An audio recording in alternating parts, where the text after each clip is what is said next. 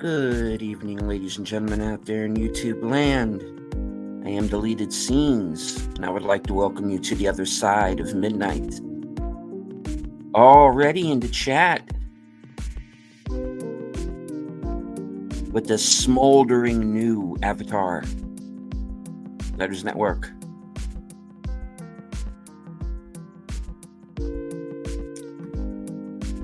Some Deleted Scenes guy, kind of worried about him. Wrenches, keep an eye on this guy.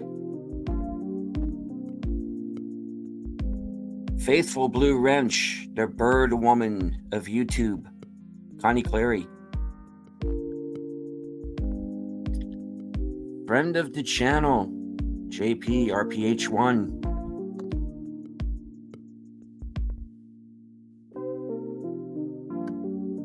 Pop culture curator.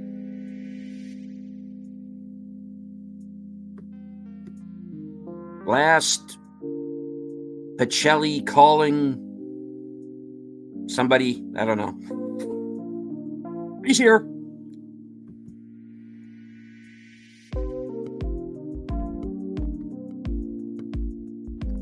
Randon the anime guy.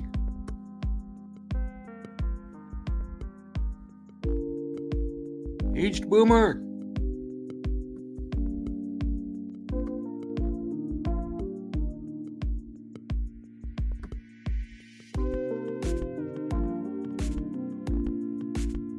I have guests backstage. I will now bring them on. Last call, Troy Pacelli and Letters Network. Hello, hello. How you doing? I'm pretty good. Ladies and gentlemen, the reason I know you are all really here, Sense Corner. No. Yes. Kind of the reason I came too. Well, I'm so glad you're here. It's always fun to talk. Host of Kiki Geezers, Aged Boomer. Hello, everybody. I'm sick of this guy. You're so mean. I am. I really am. I'm much nicer on Fridays after a few drinks. Aren't we all? And the guy who's probably wondering how the hell did he get talked into this Yeah, shit. exactly. Brandon the anime guy. Gentlemen and ladies, just remember, if you're coming and going and coming, don't ever go too soon. Oh, I see how that works. I see how that works. Good advice, Brandon. Yes, I agree. Indeed, indeed. Hello, everybody. It's good to see you out there after midnight, or at least for me, it's only after 10. You have a And radio Steven? voice. Has anybody does. told you that? He really Okay, does. sorry. Yes, I've been told that several times. In fact, yesterday I had to go to my little nephew's 4th birthday, and my sister-in-law doesn't know that I do the YouTube thing, and somehow it came up, and she's like, "Wait a minute, you do YouTube thing?" I'm like, "Yeah." Show me some of your stuff. So I showed her a little bit of the show from yesterday, and she's like, "Holy shit, you've got the voice for radio Yeah. and the Okay. face for it too." No. No, the face is okay. It's just a little fat. And I want to say, Steven, it's incredible to see your channel blow up like it has. I remember when you only had like a few people, and now you're all grown up, or you're growing up so fast. Yes. So good on Yeah, you. I had an interesting month there. Yeah. Yeah. Well, you really lit a fire under a lot of us. You know, I mean, it was like, okay, it's time to get serious about this now. And, you know, when you say you blew up your channel, it's not because you dropped some old dynamite. You know, it really did blow up. Yes. Yeah, I mean, I really owe it to Bill because it was a video that I did with him that just a couple of videos I did with him actually just went viral and blew up, and it got me got us both really a number of new subscribers. I mean, we didn't do anything hinky, folks. We just got our own. And so yeah, we got Good. some new faces in the chat, and we got a fan base behind us now. And Excellent. speaking of which, there are a few here. Shadow of the Raven. The shadow knows what lurks in the hearts I like of that men. name. Shadow of the Raven. I do. Cool. Quoth the Raven, nevermore. Today's a special anniversary. Is it? Is it? It's the on this day, Oscar winner Halle Berry accepted the Razzie for Catwoman. Nice. Wasn't the line something like, Oh my I gosh. want to thank Warner Brothers for this, putting me in this piece of crap or something like that? She was a good sport about it. Yeah, she was. Yeah, She she was. really was. I'll tell you something. For all the guff I gave that movie, her response to it was that's movie star material, Yeah. Indeed. Yeah. Well, I said it earlier tonight on Unscripted. I don't expect every movie to be a winner every time. If you go into every movie expecting that you're going to see Citizen Kane or Gone with the Wind, you're kind of going in with the wrong attitude. You got to give every movie a chance, but you understand that you can't be putting some mid-budgeted or straight to VOD movie on the same level as like a classic and expect it to be equally as good. Like this whole Madam Web thing that I talked about on. I It's on a lot of reviewed it. people's I saw it minds still. yesterday. I reviewed Oh, it. that's right. You did. Yeah. I talked about it on Unscripted to a certain extent as well. And I felt that if I was going to go into because on Unscripted I talked about the whole Chris Stuckman situation with his sort of non-review of Madam Web. I felt, okay, I opened my mouth. Now I got to kind of see the movie. So All I right. sat down. I watched the whole thing. I said, look, put the other reviews out of your mind, the good ones and the bad ones, because I do know there are a couple of people here who are friends of mine who did like it or found stuff in it to like, which is perfectly fine. I said, okay, just put all of the reviews out of your mind. Forget all the controversy. Forget everything everybody said. Decide for yourself. And I went point by point, and there are a couple of things that I did like about it. I did like Adam Scott's performance as Uncle, or the character who's supposed to be Uncle Ben in this version of the Sony Spider-Verse, so to speak. Do they as I actually call it. say he's Uncle Ben? He's been. He's a Ben, No.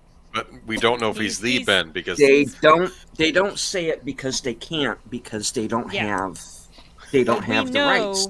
Yeah, it's Uncle Ben. okay. It's Mhm. it's clear to anybody who knows, Spider-Man. It's Uncle Ben, and his wife And, is his sister his is sister. getting ready to have a baby, Mhm. and they just cut it off right before she says what the baby's name's going to be. I don't think that's ever revealed because, like you said, they They don't can't say it, and so And hello to Bush McFadden. Do the girls fight? Do they get into costume? Do they do anything? They are Like in half a second? costume for like about a minute, and then that's it. and it's only a flashback scene, not a flashback. Sorry, it's a scene one of the Sort characters of a flash knows that's forward, I guess. Yeah, flash forward, Yeah. exactly. And you do not see the girls get their powers, so you don't even know how No. that happens. You just know this is something that happens in the future, and it was not good, and I was willing to give it It's- a chance. Yeah. and it's edited together by a pack of squirrels who I do not know who the sound editor or the ADR editor on this movie was, but they should be shot in both knees and Ooh, set let's on get fire. violent right away. All right. There's some bad editing in blockbusters lately. Just lately, like last 10 years. So, guys, those of you that saw Madam Web, Boosh McFadden brings up something that, and I don't know. Does Madam Web have some teleport abilities? I know she's got precognitive abilities. So, sort of, kind of. It's Okay. a little strange. Okay, you know what? I totally forgot to mention this in my review of it, but they mentioned she could have this possible ability to like tap into this some element of her power and basically be in multiple places at once. It's just mentioned to her. And then right at this critical moment, she's just suddenly able to tap into it and it works. And I was like, Okay. we should have seen a little bit of work for that first. They don't explain it. Yeah, just all of a sudden she goes, oh, and then it happens. Okay, of course. So this is another one of those Marvel, specifically Sony Marvel stories that takes what was really minor characters in the comics, but have so much potential they could be elevated. Especially Madam Web. Madam Web, they could totally draw. Okay, so her whole thing is she's blind, she's crippled, specifically in the time frame of Peter Parker being Spider-Man. She's an older woman, and she's got precognitive abilities. The idea of paralleling her advanced precognitive abilities with Peter Parker's spider sense seems just genius to me. It's like they have a similar power set, but she is way focused on that one thing because she doesn't really have the ability to access the others. That could have been explored, but again, if you can't use Spider-Man, what's the point of even having these spider characters? Sony. They have Well- they've gone from Sony to Soyoni in a matter Kinda, yeah. in a matter of 10 years, and it's just the typical dribble and tripe that we have to expect from Hollyweird. Well- It's rare to have something so good come out. Like I keep hearing that Dune is something that I should invest my time in, whereas Madam Web is one where, yeah. The difference there, though, is that Madam Web, like I just said, all those characters are obscure characters that even diehard Marvel fans are dimly aware of. Scratching their heads, yeah. Dune, if you've read the books and you were already a fan, well, you have certain expectations, and you kind of, I really am looking forward to it. I loved the first half of Dune. But I wouldn't go so far as necessarily to recommend it to you, Brandon, because I don't know where you are on the Dune interest. I'll answer that.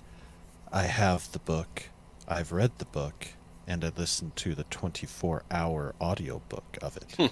Wow. Of course, I did that while on vacation, almost a year and a half ago, going to Northern California. The last time I ever set foot in California, and that's as far into California as I want to go again. I swear, I thought you were going to say, hey, I listened to it, I read the book, and I listened to it while I was high. Which probably would have been a good way to do it. No, I did it stone sober while driving, and it was one of the more entertaining 24 hours Really? that I've had. It really helped with driving, kept me focused, and I remember most of the story, and I remember comparing it to the '84 David Lynch film, the Spice Divers edit, which is fantastic. If you ever get a chance, find the Spice Diver edit of that film. It makes a huge difference. I just did a panel about that. Yeah, great. I've got a couple different edits of it, and I love it. But having read the books plural, I actually didn't read Chapter House because I just felt like if I read it, it's over and done with, and I've been putting it off and putting it off. But I had read Dune after watching the David Lynch film, and I think it's probably best that I did because it's a hard read. I mean, there's a glossary at the sci-fi. back. There's appendix and glossary at the back, and you absolutely need to read those too to know what's going on throughout it. It is hard sci-fi. You're right, but I feel like the simplicity, relatively speaking, of the David Lynch one helped me get an idea, a framework that I could build on as I read the book. But honestly, I feel like Vinny Villeneuve, he started out right by splitting it into 2 movies. Already, that's better than what Lynch had to work with and trying to squeeze it all into a 2-hour movie. And I'll be honest, I still wish there's still some scenes from that first movie that should have happened and didn't, and I was hoping that they were filmed and I'd see it on some extended director's cut, but I don't think that's the case. But something's got to be sacrificed. I haven't seen the first half of this current Dune, and I'm not sure I'm going to. Okay, how come? Well, time was Okay, one, well, and I didn't really. I have to be very skeptical about what comes out, and I probably should have seen it in the cinemas, whereas now I can't. So I'm at the mercy. Been replaying it. yeah. I don't think my local one's doing it. They're kind of shitheads about things like that. They don't do the cool stuff, or at least not as much as they should. And if I want to do the cool stuff, I gotta drive north for about an hour to do something like that. Yeah. But I heard you don't necessarily have to have watched the first one to get and enjoy the second one. and that's good. I know where they left off at, or where things stand. So I can. It's just a matter of do I want to watch, Yeah. do I want to watch what happens in the first half come to fruition, or do I want to see the rise of the Muad'Dib? So And see, something I'm wondering if there's anyone out there, maybe even someone on this panel, deleted scenes. I am looking to have a discussion at some point about comparison of the different versions, because I could totally. I mean, I happen to love the David Lynch version. same. But I also love this version as well. I am able to look at the David Lynch version and say, I see what they were doing there. The differences between his version and the books, I kind of like, actually, as long as you consider it its own thing. This whole idea of these weirding modules, a weapon based on sound. You know exactly what they were doing. They were trying to do their version of a lightsaber. Instead of light, it's sound. It's just it's clear what it was. But you get all of those David Lynch visuals, right? And Lynchisms. Yeah, exactly. And this is one of the things that stood out to me in the Vinny Villeneuve film. There's a couple scenes where I'm like, he's paying homage to David Lynch here. He's doing some things that aren't out of the story completely, but it's like he's not, he's tipping his hat and saying, yeah, I like that one version too. And I don't. That's kind of what Shadow of the Raven seems to have been. I guess that's kind of what he's alluding to. Seems Dune 2021 seems to be a copy of the 84 version a bit. Yes, I know it's a book, but he does seem to have copied this. Yeah, I mean, there were certainly things that did. There's that scene. He just put his own spin on them. There's this scene with the Baron Harkonnen, and that whole thing in the David Lynch with the boils and the grossness and everything. Yeah, It's nasty. it's a stylized interpretation of something that I don't think was an exact interpretation of what the book describes. Vinny Villeneuve does it very differently, but instead of the boils and the ick and what, it's that whole bath, the black bath that he comes out of or whatever. And I'm like, okay, I can see that. But there is this one scene where he's talking to his representative of the Bene Gesserit, and there's this like mutant dog humanoid creature all in black crawling around that, to the best of my knowledge, doesn't really appear in the books. But I looked at it and I was like, this is very Lynchian. And I was talking with some other friends that are, big Dune fans. They're like, I wonder if this is supposed to be a reference to the Bene Tleitzeu or something, like in advance. And I'm like, if it is, that's kind of brilliant. It's something that wasn't in Dune, but is part of that universe, and there's no reason not to seed it in. And if it makes me think of the David Lynch version, so much the better, Mm-hmm. Well, that creature reminded me a lot of another Villeneuve movie called Enemy, where he has like the giant spiders and everything. And of course, in that movie, the spiders are not real. They're just in his head. They're a metaphor. But I did get that kind of vibe off. Interesting. See, he's homaging Lynch, but he has his own Lynchisms himself. He has these. They do seem to have these little idiosyncrasies. Whatever. Yeah, I do. I agree. I don't want to ignore the chat, and they did say a few things here. Let me scroll back real quick. Give me a moment. Sasha was talking about the sci-fi series, mini-series of it. Yeah. Right. I remember that. Jack Black was in that. Oh, wow. Was he? Yes. Really? Huh.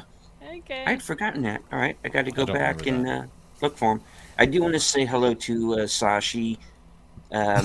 Your Asian representation is right. Yeah, Gorilla's Random Thoughts has joined us, and so has BV Elements.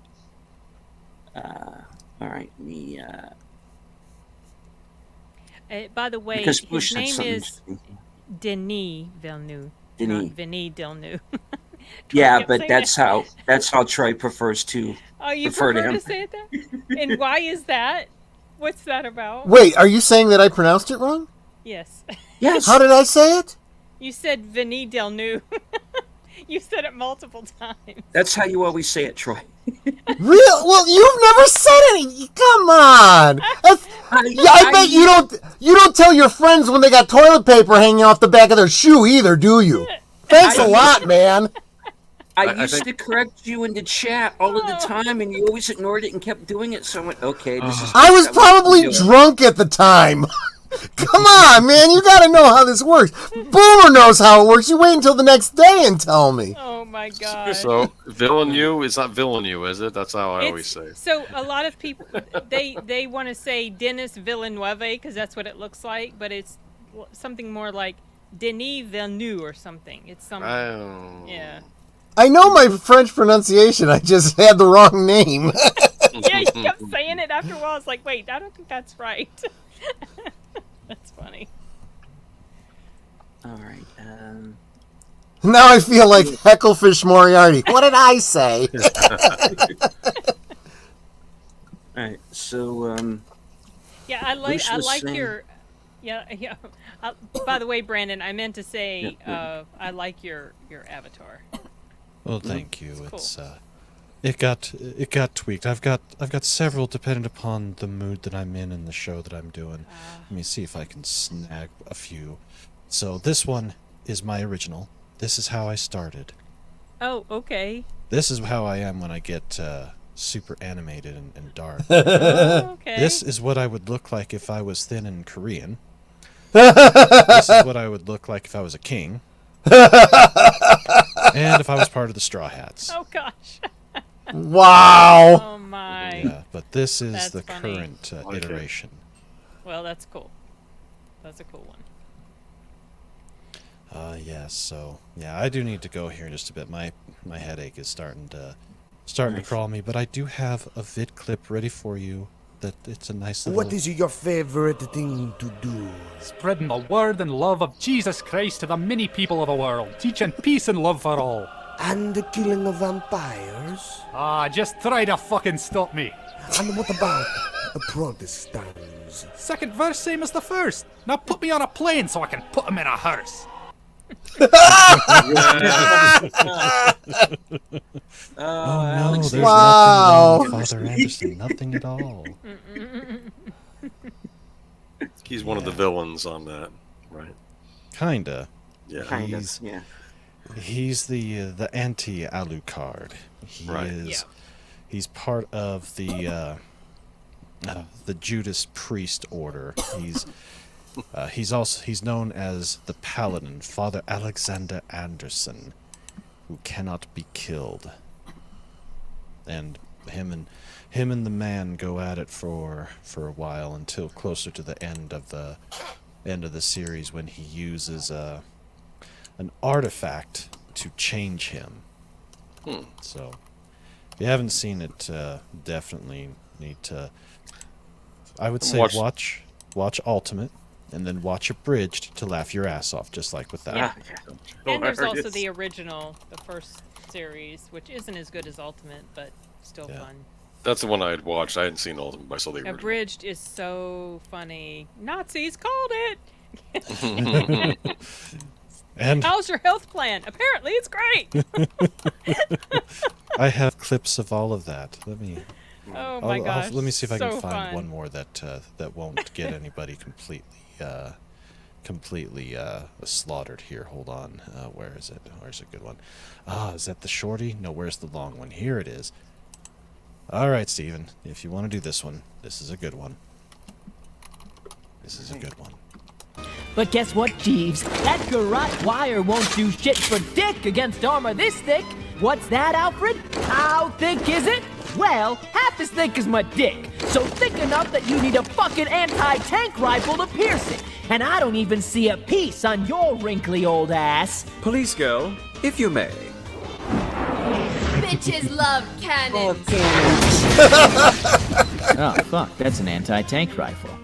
Oh, fuck, that's an anti-tank rifle! You played that one for me too. Bitches love cannons. Oh yes. Get that bitch a cannon. Bitches love cannons. Yes. Yes, she does, and she's. Yeah, Cirrus Victoria. She's a special character. The one that always cracks me up that I go back and replay is when they go to Brazil and they get attacked in the penthouse. And Shaker's like, get him on the phone, get him on the phone, get him on the phone right now. This is- I'm a the bitch, chair- I'm a bitch, all the bitches back. Yes. the- Hold on, I the gotta answer terrorist this. couple are a small Hello? British woman and some Ozzy Osbourne looking motherfucker. All right, let me. Yes, I know I've got it here somewhere.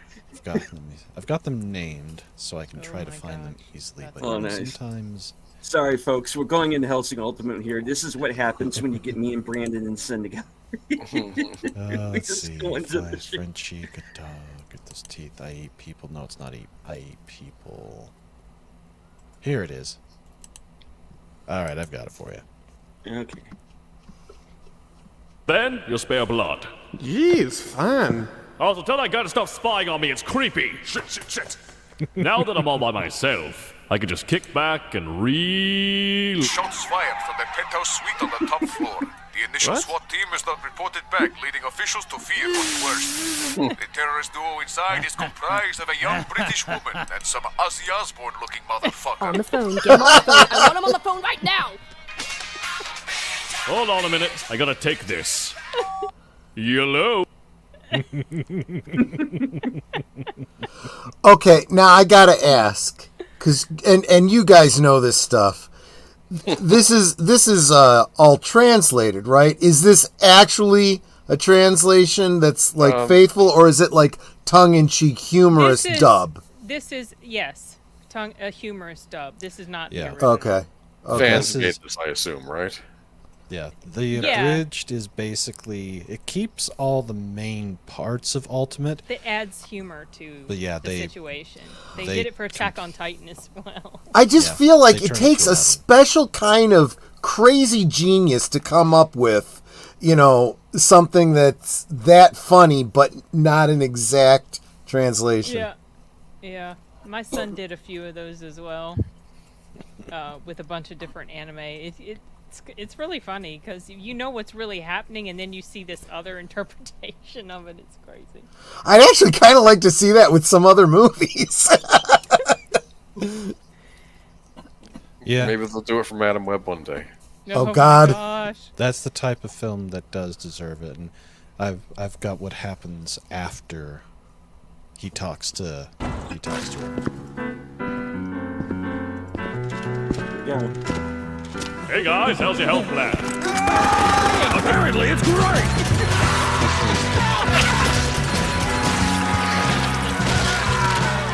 Walter, be honest with me. What are we looking at in terms of collateral? Well, the Alucard amount.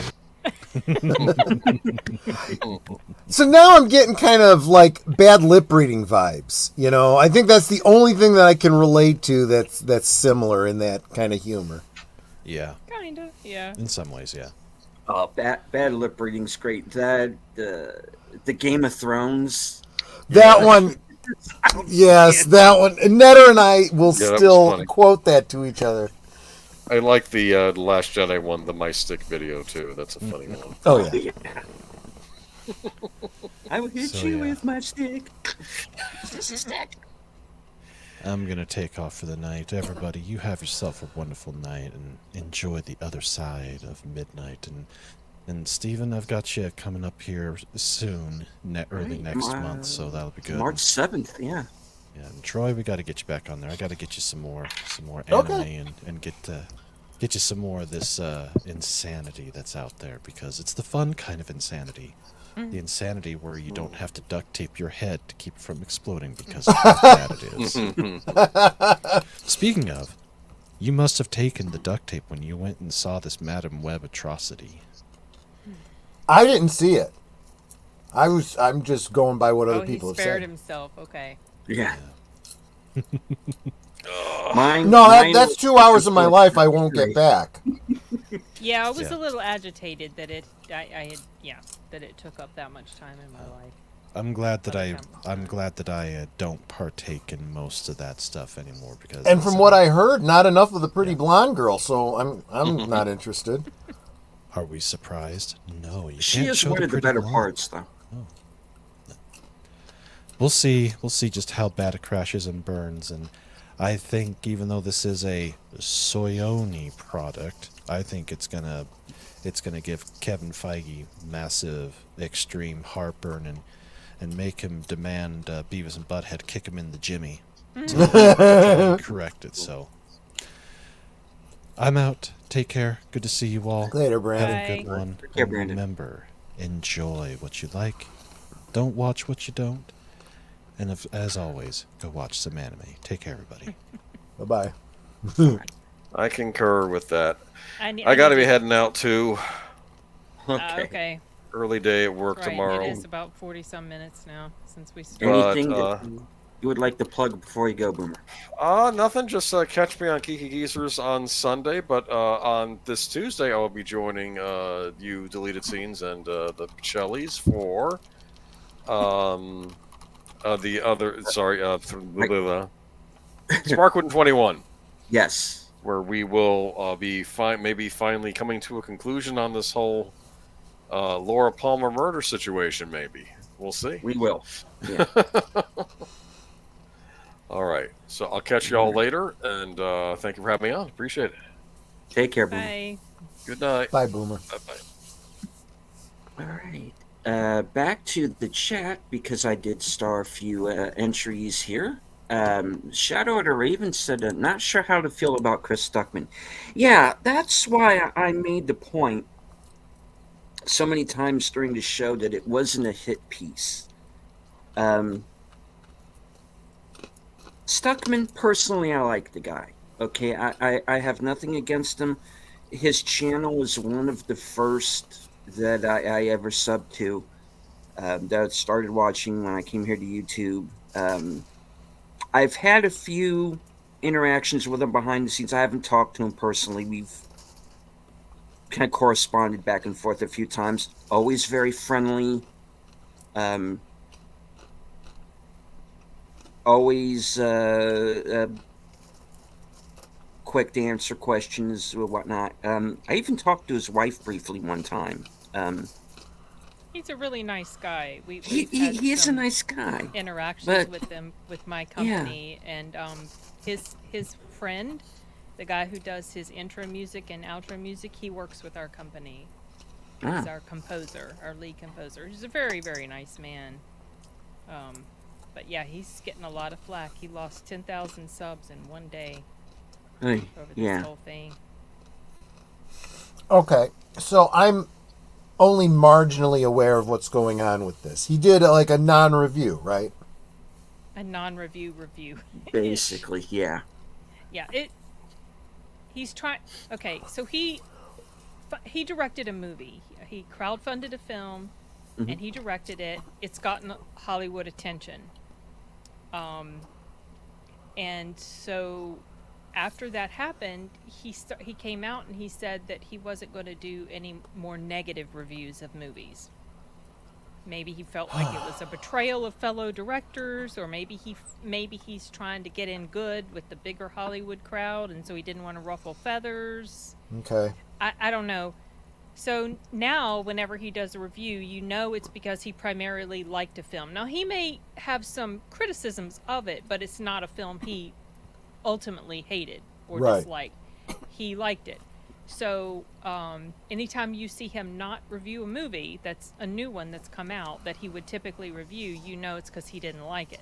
He would have given it a negative one. So he came out with Madam Review, and I could tell by the title, I was like, okay, he's going to address that this movie is crap, but he's not going to do it in such a way that he's actually saying the movie's crap. So he basically attacked the studio. It was basically a negative review of the studio. You know, big studio interference and how they can mess up films and all that kind of stuff. So given that backstory, I guess I can understand where he's coming from, but at the same time, okay, so let me ask you this. So what is the blowback that he's getting from the fans? Why do you think he lost the reviews? He's getting a lot of blowback because they want him to just go ahead and come out. This is what I think. I think they want him to go ahead and publicly come out with a negative review of the film instead of dancing around the issue. Okay. But, you know, and I mean, people have made videos about, I do feel like now people are dogpiling on him. People have made videos about him. There was this whole long-ass discussion about him with, like, Critical Drinker and Nerderotic and a bunch of other people. Like, they're dogpiling on him. And it's just like, okay. Y'all. It's a little frustrating because Chris Stuckman made his name doing movie reviews. Yeah. Critical and, negative and positive. And so now he's like, oh, I'm a movie reviewer. I know how hard I'm a movie director. I know how hard it is now. Oh.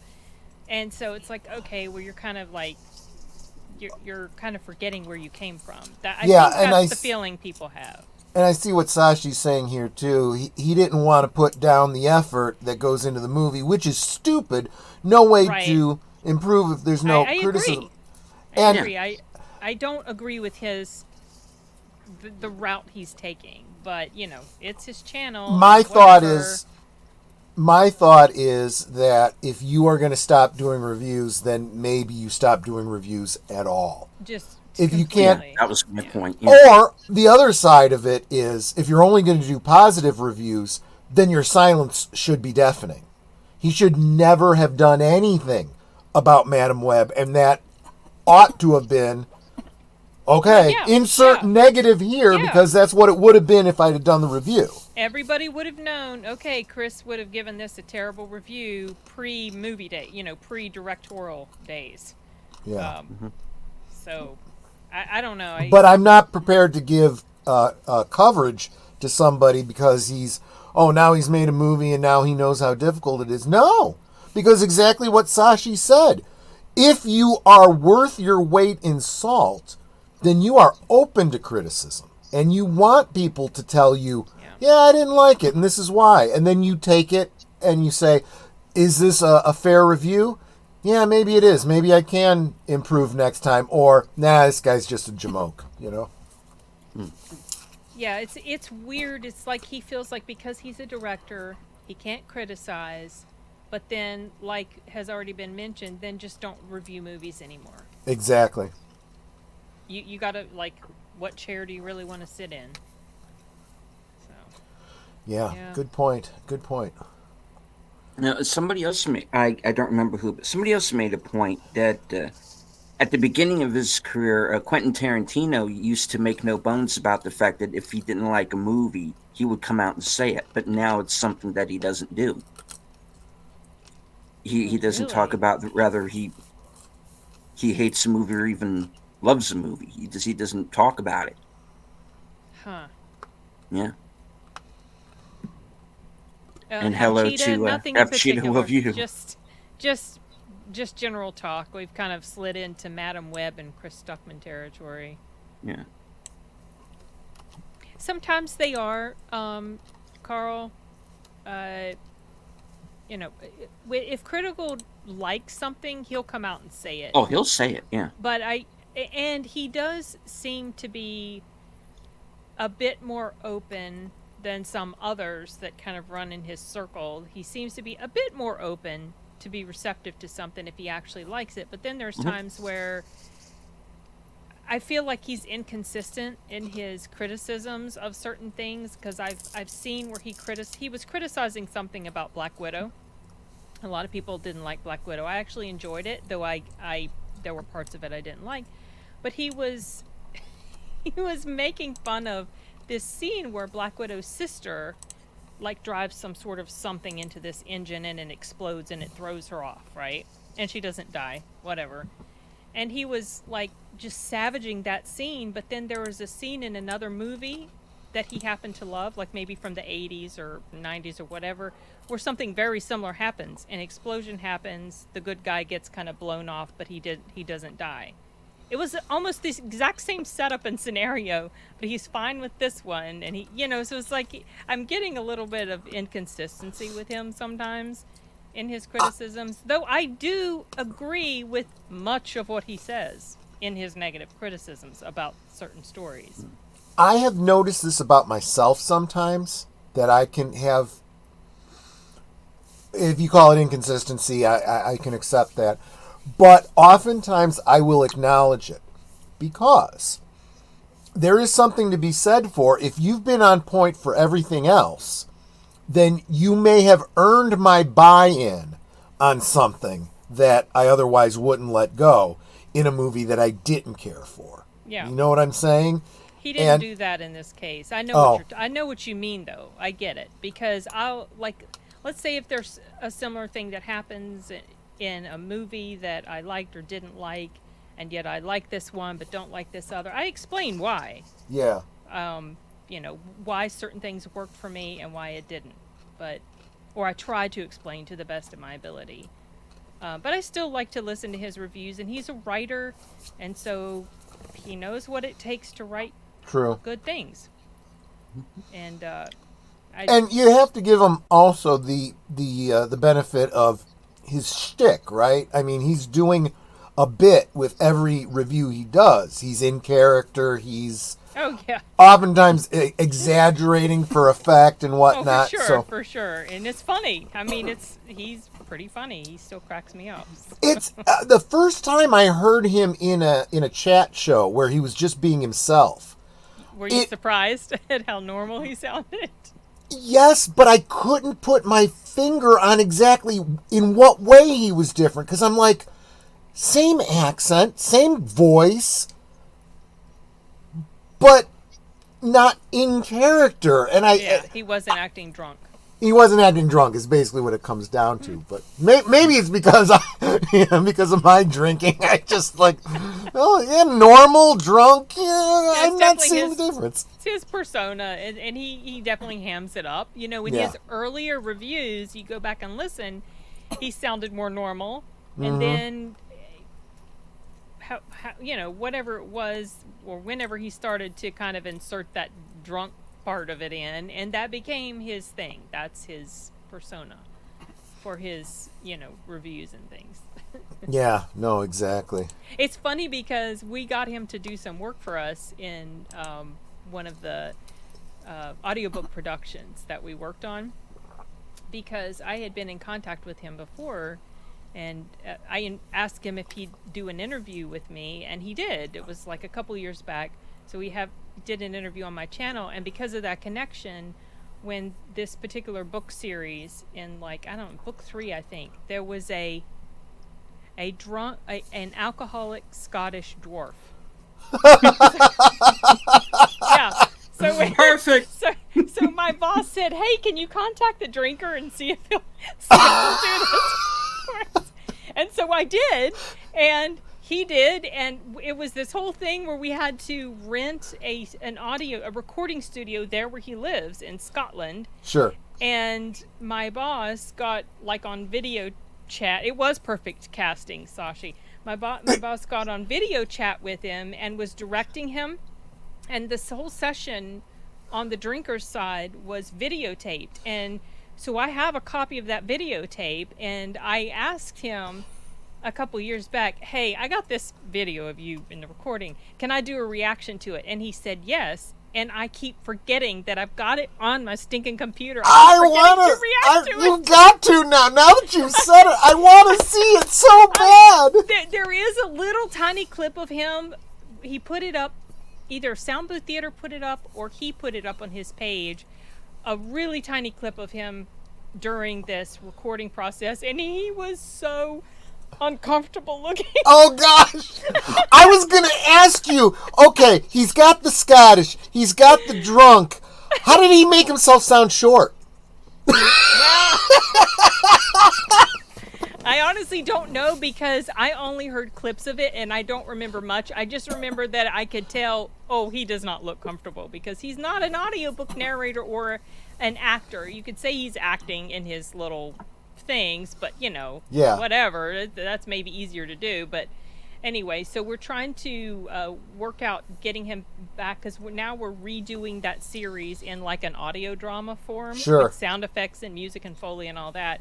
So we're probably going to bring him back to reprise that character again. It's just very difficult now to get in touch with him more often. I feel like he needs a separate email address to give to his business contacts. Yeah. Because when I write his regular email address now, he's got an automated response.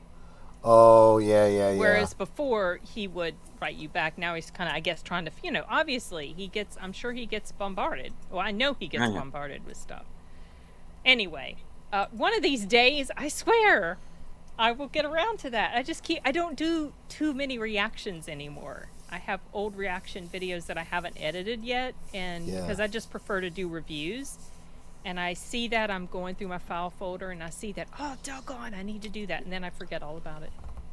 Yeah. Well, you just put up the 10 words that what was it? 10 words that confuse, that Americans use to confuse British and you people, know what? Yeah, that was something I recorded back in April of 2023, I think. I just forgot to edit it. April or May.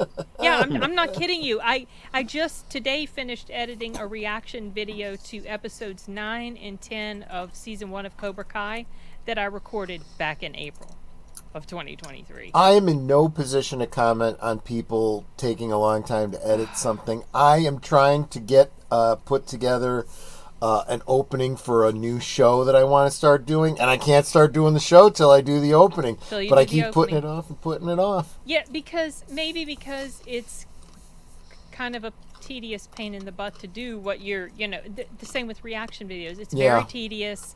And there was a Terminator 2 watch party I did 3 years ago that I only released the first maybe 30 minutes of it as a part 1. I never went back and finished it because it was a nightmare. My source file was off sync, so I had to then get another file to put on top of it, and then try to match up the video and the audio of the Terminator movies and make sure it's consistent with our reaction. Oh my gosh. Yeah. It's such a pain. Well, and that's why I do so many live streams, because no editing live stream. involved, you know? Yeah. It's just easier. Well, definitely no editing involved. You got this free flow. You can talk with the people that are watching and commenting. But when I do reviews, I can edit out all the long pauses. Right. Where I can't right. think of it, and I don't have that luxury in live streams. I have to think quick on my feet on live streams. I mean, in fairness, every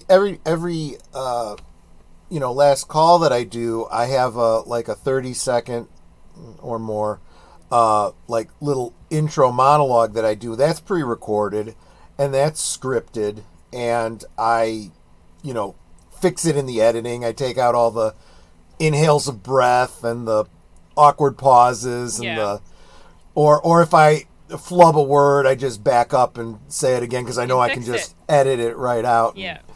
And I've actually gotten pretty good at the editing. It's like I've gotten to the point where I can listen to it and I can't hear the edit. I'm like, I did pretty good. Yeah. What program do you use? Audacity. Oh, for the audio, yes. Just straight for the audio. I use Audacity too. I love Audacity. Mm-hmm. It's a great program. And that's why I kind of prefer. My video editing is not so good for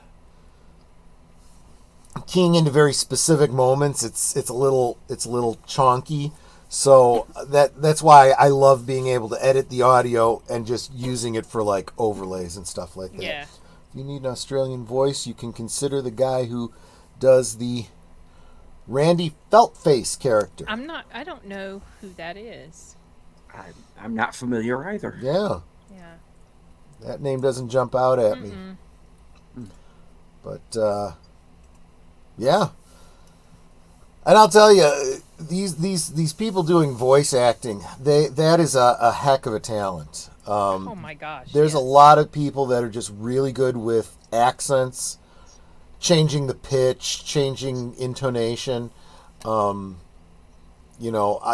only voices I can do are ones that I've practiced, to do imitations of someone in particular, not in general, Yeah, it's definitely a specific. I mean, you're basically an actor. It's acting. It's behind a microphone. And my boss Jeff Hayes is probably the best audio narrator I've ever heard, because his range of voices that he can do, and he can do it on the fly too. Like he can go from a male voice to a female voice just like that. And he'll do live streams where he's doing what we call cold reads, where he's reading the first, 20-30% of a book that he's doing, and you can watch his recording process, and he's just got it down, and it's just amazing. I think that that sort of talent, that form of storytelling, which we all, you guys are younger, so you may not. But back in the day when they used to do audio dramas on radio. Audio dramas, yeah. I have some old radio audio dramas back here. You can't see them, but way back, like the mystery novels, the Green Hornet. Yeah, as a kid, the NPR used to do a lot of them. I think they still do. And I love those. And now I'm starting to see more and more YouTubers starting to do it. Tom Conkle does regular.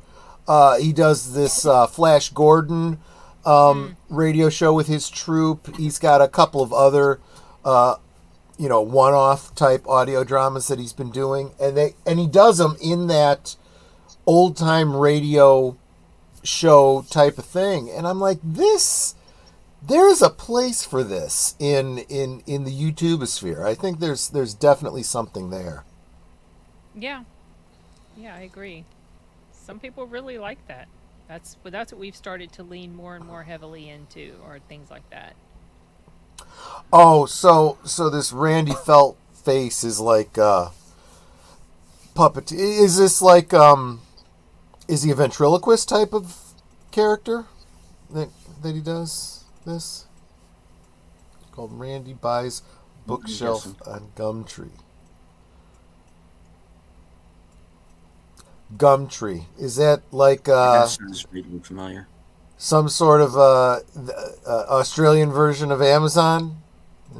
I've heard of Gumtree before. Their but logo is a kookaburra or something like that. I thought Gumtree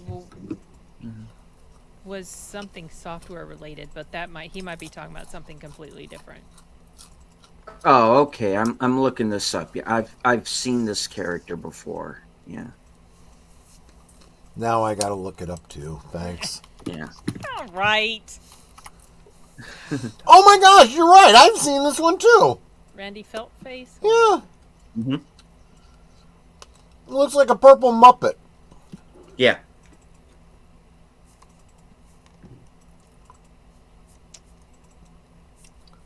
Yeah, and this is going to be one of those synchronicity type of things. I'm going to be seeing him like all over the place now. I don't recognize him. I don't think I've seen him. But yeah, I don't know. See, I've been going back and forth with Boomer a lot, but just in general, a lot of people talking about all this technology, the AI, and so forth, and I'm getting a little worried because I've been kind of following the way these audio AIs, these voiceover programs are going. And I'm telling you, they're getting better like every month. We're not talking years here. I think in the next year or two, you're going to be able to have AI generative voice, programs kind of taking the place of voice actors. Well, some authors already use them. Yeah. But I don't feel like they're going to take the place of fiction voice acting. I think they'll probably do great in nonfiction stuff because you don't need to have much acting involved. I haven't yet heard an AI voice that is even close to convincing me that they could perform a fictional role. Well, the one that I use for some of my stuff, which I have no problem with people, knowing and realizing that it's artificially generated, but they just started offering a what do they call it? Like a conversational mode or conversational voices. And let me tell you, I've experimented with them, and they really do sound like a real person. If you didn't know that it was automatically generated, you'd think it was a real person who recorded their voice. It's kind of scary almost. Yeah, it's definitely something that's advancing pretty quickly. And a new name to the chat. Samuel Panan, thank you for joining us. Hola. So this is the Randy Feltface character, which I quite frankly had forgotten about. So thank you, Sashi, for reintroducing this character. Obviously, we cannot play the clip because I don't want to get hit for copyright. Right. Because I think we've had quite enough of that between me and Bill this weekend. Oh, really? Unfortunately, our karaoke stream last night got blocked worldwide. So we're in the middle of... Wow, do you know what song it was? Most of them. Oh, wow. Yeah, the music stuff. They've gotten really, really bad lately. I was saying that all of my streams where I've been opening with a song have gotten hit. And at least they're not copyright strikes. They're copyright claims. Flag, yeah. So if I was monetized, I'd be making nothing on that stream. So that's why I've been telling people, that's why if you want me to sing a song, you got to buy me a drink, because otherwise I'm making nothing on this stream. Mm-hmm. Yeah, it's frustrating. It's very frustrating to deal with. It's especially frustrating when someone files, like, let's say a review video or whatever. They file a claim or they flag it and you dispute it, and then they deny the dispute, and then you appeal it, and then they deny the appeal and you get a strike, and then you try to issue a counter notification, and then YouTube will sometimes say, we don't feel you have the right to use this, so we're not going to forward this counter notification. That's not their business to try to determine. They've even said that's not what they do. But by you saying you don't feel I have a right to use it, you are therefore determining for yourself. And I've said this a bunch of times. These kinds of things need to be. The only way this is going to be worked out is eventually there's going to have to be class action suits, because you can't be both a publisher and a platform. You can't have it both ways. And if you're going to have a terms of service, it's got to be clear, and clear enough that I can have the transparency to know that you are applying it fairly. Because if I can't, there's an assumption that it's not being applied fairly. And let's face it, every YouTuber knows they are not being fair. When I'm getting hit for something that the bigger channel isn't, that's not fair. It definitely doesn't seem fair, for sure. So, but the reason that they're coming down like this so hard on some channels is because they're afraid of getting sued by these bigger companies. So that's why they instituted all these rules. But then at the same time, you're not appearing to be applying them. Well, across the board the same for everybody. The other thing that they're not thinking about is eventually people will start looking at this as employees suing an employer. It's going to come down to labor laws. You don't get to enrich yourself off of my content because after you've demonetized me. That's going to become a problem. That's going to be just like forcing employees to work for no pay and stuff like that. And it's not going to be established until a lawsuit happens. Yeah. Well, the whole thing that they changed with the requirements for monetization a few years back was super frustrating, because they used to make it so much easier. Mm-hmm. And smaller YouTubers, as long as you had like 100 subscribers, I think, was all that you needed. You could apply for advertising, and my son at one point had that, and his channel had just started to earn a little bit of money, not much, but a little bit. And then they're like, "Oh no, you need 1,000 subscribers, 4,000 watch hours every year," and it's just like, what? And they also will put ads on a channel that's not monetized. So they're profiting, but they won't let you. That is exactly my point. And hey, Jedi Bill. Hello, Bill. But that's exactly my point, because here's the thing. How do you justify making money off of my work? And not cutting me in on it. There is no legal precedent for such a thing. I don't know what justification they have for it. None, because they can, because it's their platform. They're and a private company. For now, they pretty much have the monopoly. Mm-hmm. Now the difference is, like Rumble, you're monetized from day one. Now it's dependent on. You do make more if you have more people, more subscribers, if you get more watch time. Mm-hmm.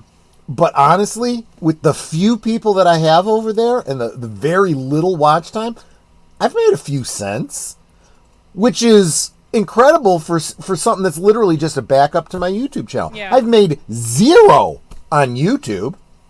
So, don't get me wrong, I'm not saying everybody ditch YouTube and go over to Rumble. Rumble's got plenty of problems. They are not they're not there yet. There's a lot of things they need to get working right to be up to YouTube's. But they are the strongest YouTube competitor, I think. Yes, and I've tried all of them. They are getting there. They have their struggles. They're literally being embargoed by YouTube because they you used to be able to just automatically back up, and YouTube shut that off through Google. And that's another example. That's another example of monopoly. There needs to be an antitrust case there. Yeah, that used to be so convenient and amazing. They haven't turned it off for places like BitChute Yeah. and Minds maybe, and also Odyssey. Those will still automatically port. But Rumble, all of a sudden it stopped working. So now I'm having to go back and manually upload these ones that didn't port over. Yeah. That's really annoying. Sashi, this naked yoga, any good? now I'm curious.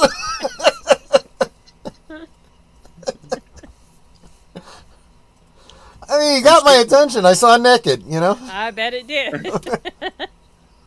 And speaking of the chat, there are a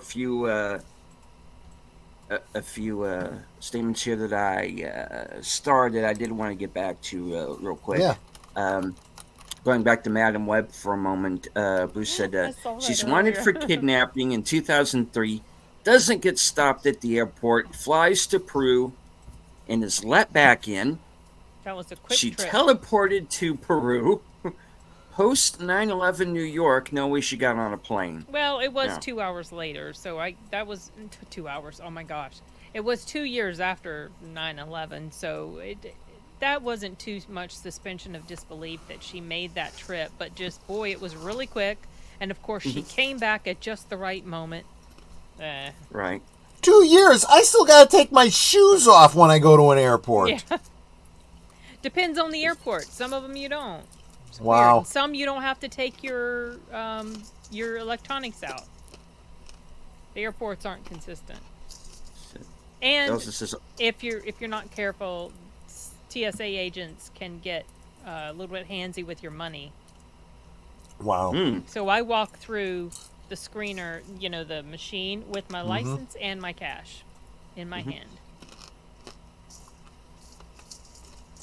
But yeah, I mean, there were a number of inconsistencies. This is why I'm thinking the movie got,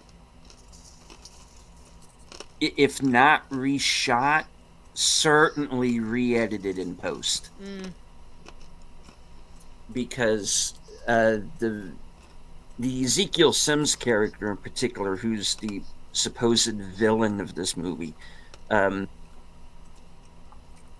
he was clearly ADR'd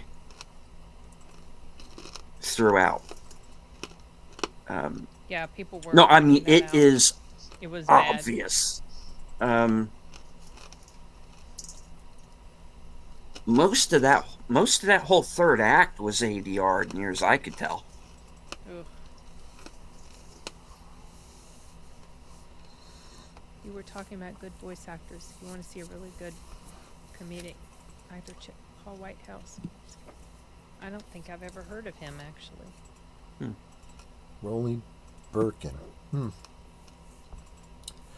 But yeah, that's another real problem that I have with movies these days is the fix it in post mentality. I'm getting sick of it.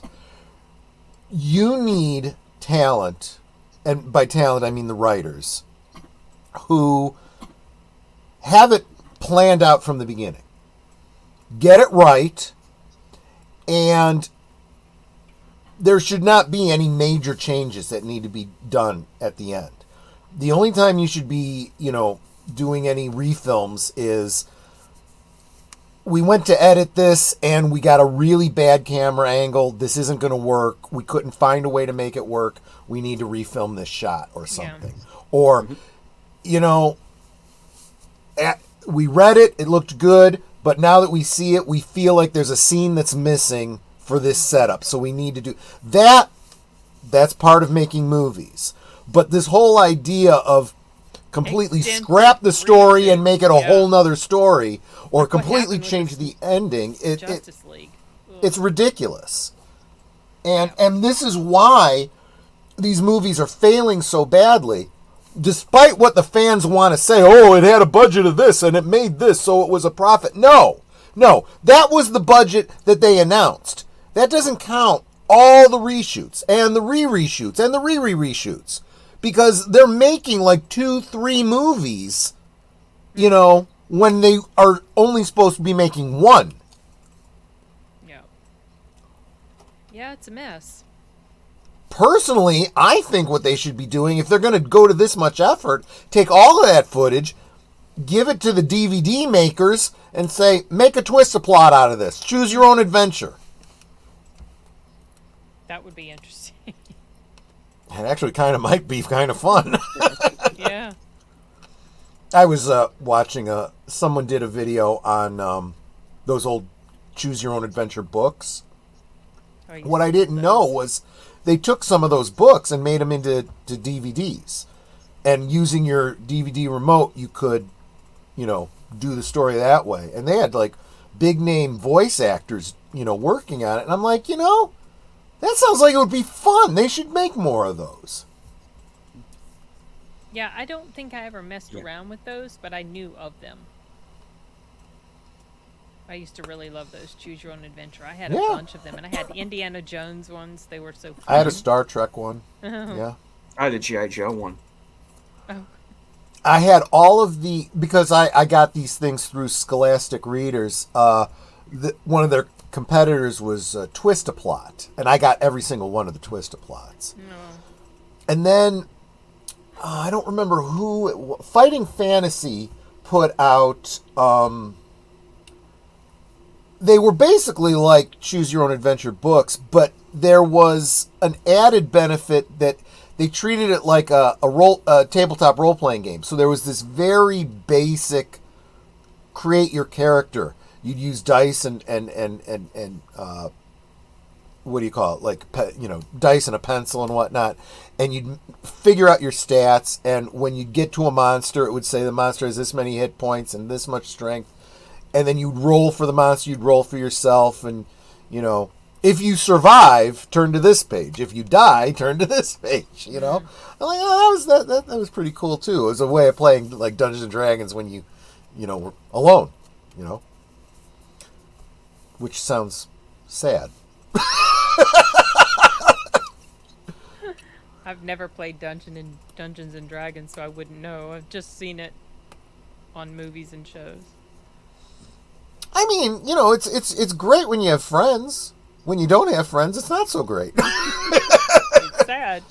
Demented and sad, but social.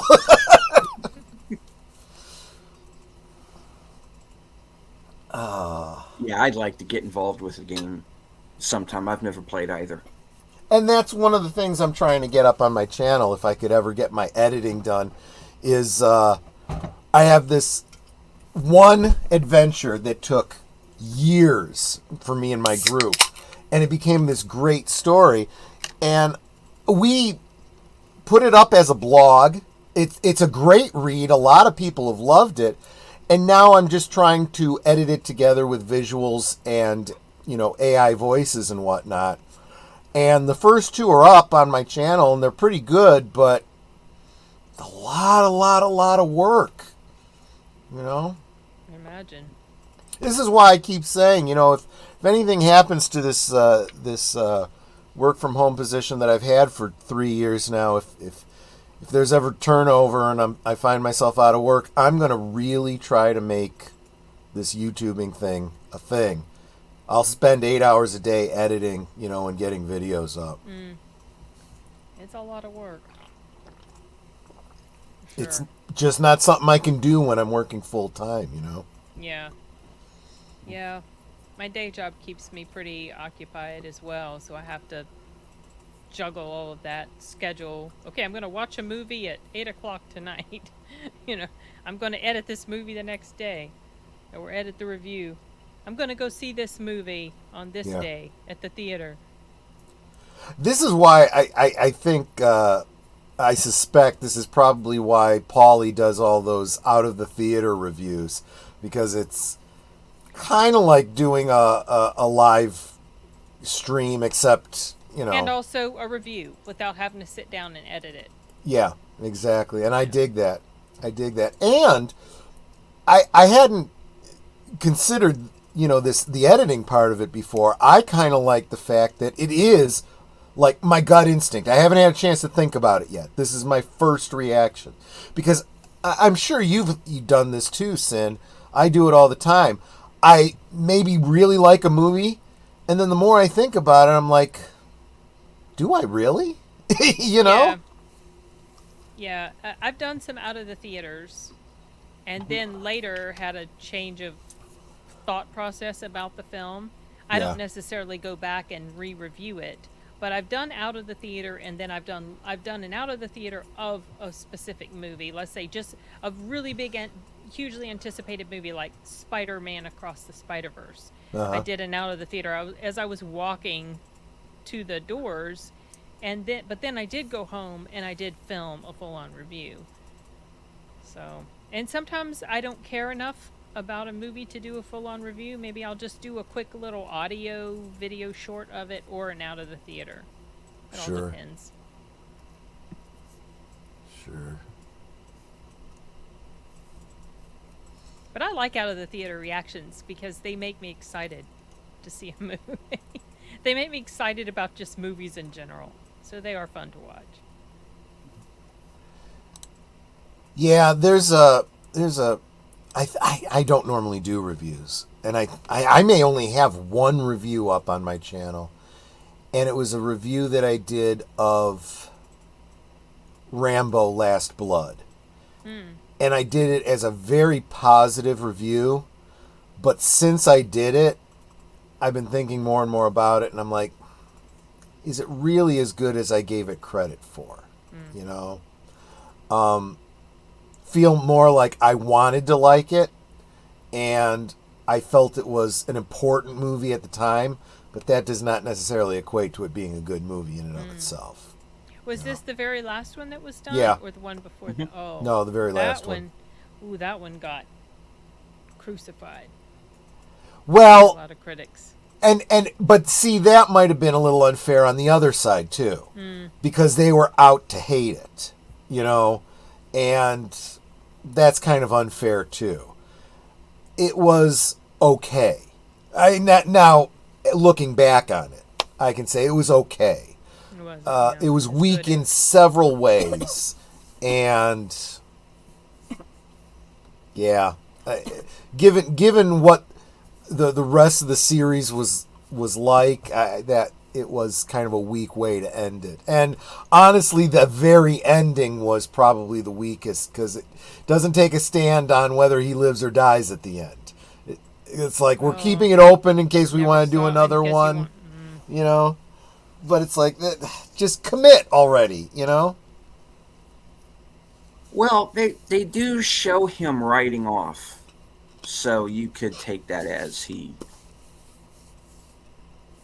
If you want to look at it as he survived, which I think he did, but or you can take it as, you know, the people who've seen the ending of Shane too many times. I was getting ready to say Shane. I was getting ready to say that. That's why I feel like, yeah, they kind of wanted their cake and be able to eat it too, you know. Yeah, we would kill him off, but if it does well, we might want to do a sequel. So let's leave it open-ended at the end. That's like, you know. Shadow the Raven is asking, have you guys seen the trailer for Shogun? Yes. And man, I hope they don't mess this up, because Shogun is something that is very close to me. I used to watch that with my father. I saw it originally back in the day, first run. And was that a mini-series with Richard Chamberlain in it? Yep. It was, yes. Yeah, it was. I remember that. Because they used to call Richard Chamberlain the king of the miniseries. Because he not only had Shogun, he had Centennial, Thornbirds. Thornbirds. He had the original Bourne Identity. I guess I didn't know that. And yeah. Well, his version's much closer to the books, but yeah. Man, I hope they don't mess up Shogun. Yeah, it is a reboot of the series. Yeah. I've never read the novel, Cheetah.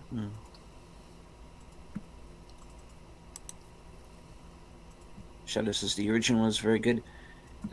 Not sure about the casting for Blackthorn, because I think they actually got like a legit Dutchman to play him this time. So okay, we'll see.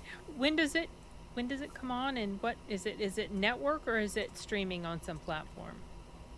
I think it's on FX and Hulu, Okay, and I think it starts this week. maybe I'll check it out. What? How many? Do we know yet? How many episodes there are? I'm not positive on that yet. I'm gonna have to look that up. Oh, so if you guys like the movie The Gentleman, I've already mentioned this to Deleted. If you guys like the movie The Gentleman, keep an eye out for the series coming out March 7th, I think, on Netflix. It's. I'm not supposed to say too much. I'm not supposed to. Just. Oops. If, Okay. I'm not supposed Forget to she get, said anything. No, I can mention it. I just can't give like any sort of review of it yet, which I'm not done. I'm 3 episodes in.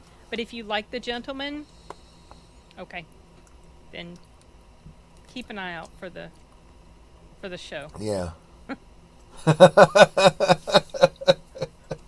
All right. Now, according to, I have gone to the Google. I have consulted the scrolls. Shogun begins tomorrow night. Oh. 10 p.m. on FX.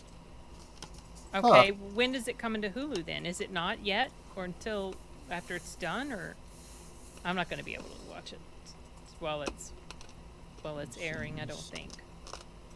It is going to be 10 parts. Oh. With the final episode airing April 23rd. Okay. All right. So once a week. Maybe I'll just wait till it's all done. Mm-hmm. Oh, Carl says that Blackthorn is supposed to be English. Oh.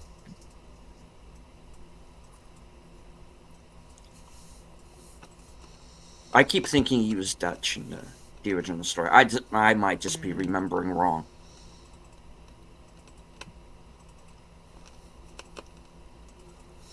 So I remember something I wanted to ask you, Sin. Yeah. And don't take this as a hostile question. I'm just curious. Okay. You said you didn't care for Zendaya in Dune. Well, not just in Dune. I just don't care for her at all in general. That's fair. Yeah, I just this is why from her. I just don't like her too much. I mean, I kind of liked her back in the, I guess it was like 2010 or something like that. She was on Shake It Up on the Disney Channel. Mm-hmm. I liked that show. A Disney kid. Yeah. But yeah, she never really struck me as being a great actress. I was destined to struggle with anyone they cast though as Chani because you know. Oh, you mean in Dune? Yeah. Mm-hmm. Because I really liked Sean Young. I mean, although to be honest with you, she probably wasn't the best casting based on the description in the book. But you know, I think I said on another stream I had a magazine. I don't remember what it was. Some movie magazine or sci-fi magazine with publicity stills in it of Sean Young and help me out, Agent Cooper. Kyle MacLachlan. Kyle MacLachlan. Yeah, thanks. I'm getting tired. That's it.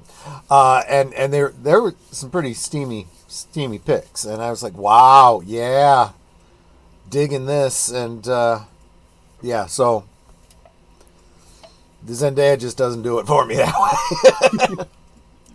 Yeah, she never really has. I think I don't know. I just get this vibe off her that Zendaya really likes Zendaya. Oh yeah, So, no doubt about it. A lot of times I can pick up on that, and so that just rubs me wrong. And I never really liked her in the cast for MJ in Spider-Man. I knew what they were doing with that. It's like okay, she's supposed to be Mary Jane, but not be Mary Jane, but still be MJ. No. And she absolutely wasn't. And I didn't like her character. I didn't like the way I didn't mind her as much in No Way Home. She was probably the most likable to me in that one, but I didn't like her snarky ass character in the first one. And then in the second one, all of a sudden she's not like that anymore, and she's all geeky and shy and fumbling and bumbling around him because she likes him all of a sudden. I was like, Yeah. But neither one of those is MJ. yeah. MJ was like a super hot model chick, you know? Yeah. Yeah, And- I that she was a terrible. Yeah, I thought she was not a good cast for that at all. And Sashi had said, didn't she show up in a robot suit? Very I didn't revealing. Well, yeah, I've seen her in revealing stuff, but I didn't see this. Well, what it's you're this. talking about. Imagine like the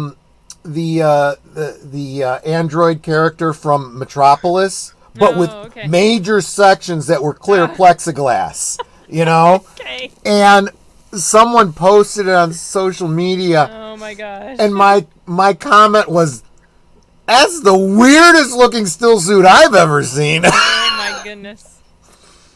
That's funny. Yeah. I mean, even what's his name, who's playing Paul now, that kid that played. Timothy Chalamet. I'm not crazy about him either. Yeah. Kinda... I actually, to be honest with you, as far as casting as Paul, probably a better casting than Kyle MacLachlan. Really? Mm. Yeah, probably. I haven't read the book, so I wouldn't have any comparison. But he showed up at the same premiere with also kind of a futuristic looking kind of suit, but not as ridiculous. And I'm looking at it like, what movie do you think you guys were in? Oh my god! You know, it's like weird. He looked almost like I got the same vibe as that gold lame disco suit that Mark Hamill wore in some of his publicity shots. I was like, what the heck is this? Oh, that's something to draw attention. I guess. But, oh God, don't even bring up Rachel Zegler. I'll take Zendaya all day long over Rachel Zegler. Yeah, I didn't watch the Hunger Games movie specifically because of some actors. Weird. Yeah, weird. Some actors are just too much of a turnoff for me that I know their presence is going to affect my enjoyment. You mean you don't like noted action hero Rachel Zegler? She didn't really do much action in there. Like, what the heck? Did you see the movie? No. Did you? Okay, I heard that she.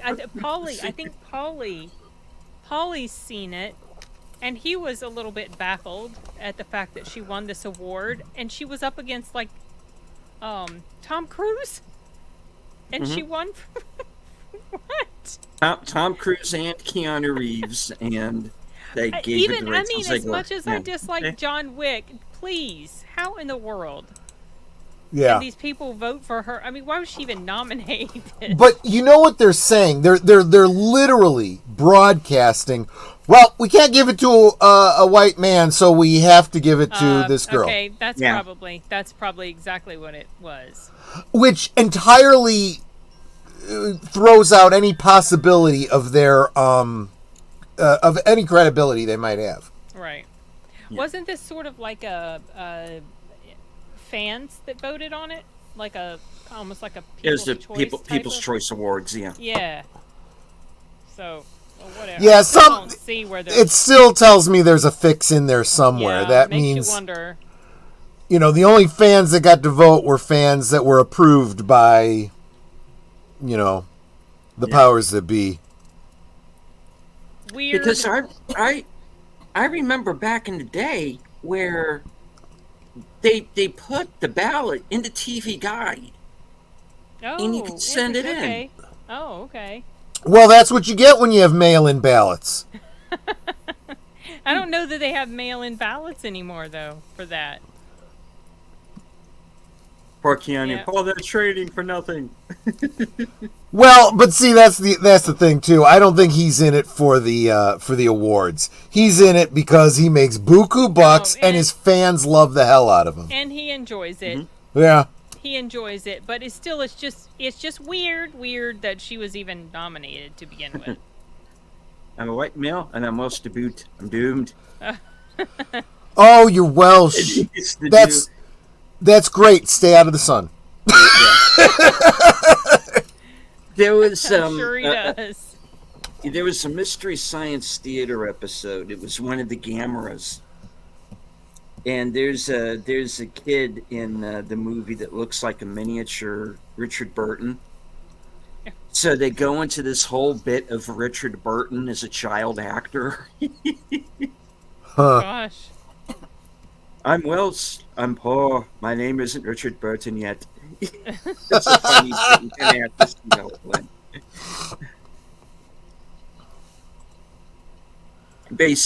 Basically it ends with him guest starring on The Fall Guy.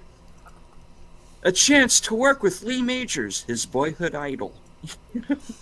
Sashi says, I'm a dark-skinned Asian man. I have privilege too, apparently. Yes, but very little representation. The sun. What's that? Yes, that's all for the best, my friend. Yes. Listen to your friend. Stay inside. Yeah. Oh. All right. Well, we're about at the point where we agree. We start to fall asleep. Yeah, my alarm went off, so I was letting him know in the private chat because he did agree for me to set an alarm. Right. Because we're all old. Yes. I mean, it is 1:41 here. So yes. It is late now, and I don't typically stay up this late nowadays. Just for me.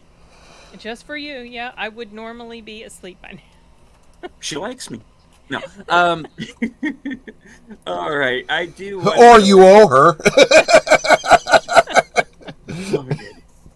I do want to go ahead and thank everyone who is following along on Twitter. I can't see you, but I know that you're there. And everybody that was in the chat, JPRPH1, Connie Cleary, Pop Culture I almost said Minefield, Pop Culture Curator. Let's see, Sashi, Shadow of the Raven, Lady V, Bush McFadden, Daniel's Hot Topics, Gorilla's Random Thoughts, Have Cheetah Will View, Not This Time Net, Samuel Panan, Jedi Bill, and everybody we might have accidentally skipped. I want to thank Brandon, the anime guy, and Aged Boomer for joining us. All right, let's go around the horn. Sin, what do you have coming up? What I'm going to try to get up tomorrow or Tuesday is a the reaction video to the Cobra Kai last 2 episodes of season 1. I thought I had a live stream. No, that's not that live stream for the mystery movie is next Monday. Yes, the 4th. Yeah, and I also have review for a Disney show that was given to me to watch, a Disney debut show. It's an animated show, so I've got a review for that, hopefully coming out this week, because I think the review embargo lifts this week, and also a review for the 2nd season of The Tourist, which comes out on Netflix on the 29th. So that's the immediate stuff for this week. Right on. That's it. Troy. Well, you can probably tell from my icon, welcome to Twin Peaks. I will be on with you Tuesday evening, 7:30 Central. That's 8:30 your time, for Live from Sparkwood and 21 for the next episode of Twin Peaks. And I have to be very disciplined and out. I might even have to bounce a little bit early because at 9 Central, 10 Eastern, I will be jumping over to Rancor Steve's Man-O-Rama on Rumble. We will be talking about the apparent epidemic of arrogance and what maybe we can do about that. That's Tuesday. Thursday, of course, I co-host on Netters Network. And Friday night, we will be talking about something that I think is really important. Food autonomy, self-sufficiency, and why it's so important. We're going to talk about big agriculture, government corruption, and I'm going to explain a very important case out of Pennsylvania, the case of Amish farmer Amos Miller, and why you should really be paying attention to this case. Indeed. All right, that brings it on over to me, and well, I have a pretty busy couple of weeks coming up. No kidding. Starting tomorrow at 3 p.m., Jedi Bill will be joining me for a review of the movie that we watched earlier today, Murder at Yellowstone City. Interesting movie. So we've got some thoughts on it, so stay tuned for that. And as Troy brought up, there is, of course, live from Sparkwood and 21, Tuesday at 8:30 Eastern, where we watch the episode 16, Arbitrary Law, which is the wrap-up of the main storyline. There will, of course, be my weekend update on the 29th. I'm also seeing Dune on that day, so there will be a review upcoming. Let me see. Let me scroll up here. This weekend, Saturday at 7 p.m., Jedi Bill will be once again joining me for our top 10 movies of 2023 list. I know we're very late with this, but there were a few movies that we wanted to get out of the way and review first before we did a full-on show. But we're going to be doing that. Sunday, 3 p.m., Western Cinema Presents. We are going to be watching McClintock with John Wayne and Maureen O'Hara. And good news, folks, this movie is public domain now, so we can actually show it to you live. You do not need to join us on Cosme, so this is going to be a fun one. And later that night, Jedi Bill going to be joining me again, and we are going to be doing the 10 worst movies of 2023. No unscripted next week, in case we go over. So that gets us on over to March the 4th, where, as Sin mentioned, Mystery Movie Night at the Regal. And then, let's see, the 7th, I joined Brandon on his channel for his Thursday night show. And then on the 10th, Unscripted is going to be 2 hours. And that's going to be my Oscar Not So Special, as I'm calling it. So, all right, that's all the links I have up right now. All right. Cool. So I will be reviewing here, Dune folks. as well. Sorry, I forgot to mention that. Yeah. Yeah. I'm hoping to get some people together for a round table at the end of the week and talk about it. So. Okay. Cool. Oh, I also have a live stream next week the day after I do the one with you, where the subject is going to be 3 movies that we feel deserve a remake. Because you know how we complain about remakes, but some movies should be remade. Oh yes. So I can certainly think of a couple. So yeah, that's definitely going to be an interesting show. I need to think of some. I'll be looking forward to that. All right, folks. Thank you all once again for joining us. This has been The Other Side of Midnight. Stan, any last words? No, I'm too tired to think of last words right now. All right. Sorry. Thank you to everybody who showed up. Honestly, it was great. I had some on my YouTube channel. I had several on Rumble that showed up, even though they're quiet. So thank you to everyone. It was fun. Troy. Now, thanks so much for having me. Thanks everyone for being here, and let's get through this week so we can get to the next weekend and drink. Indeed. Ready for that? Okay. And Netter, I know you were with us in the background. Hope you feel better, Netter. Get well Oh, soon. that rhymed. I didn't mean for it to. Netter, feel better.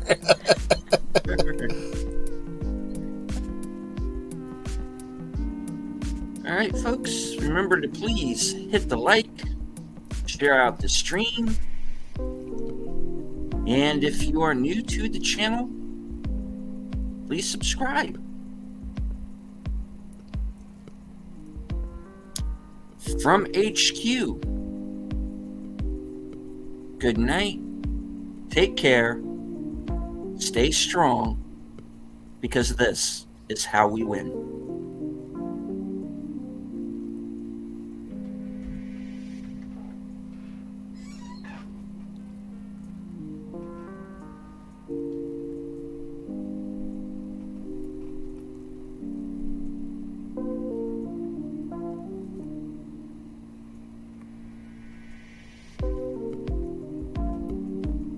Dulcimerist coming in at the end.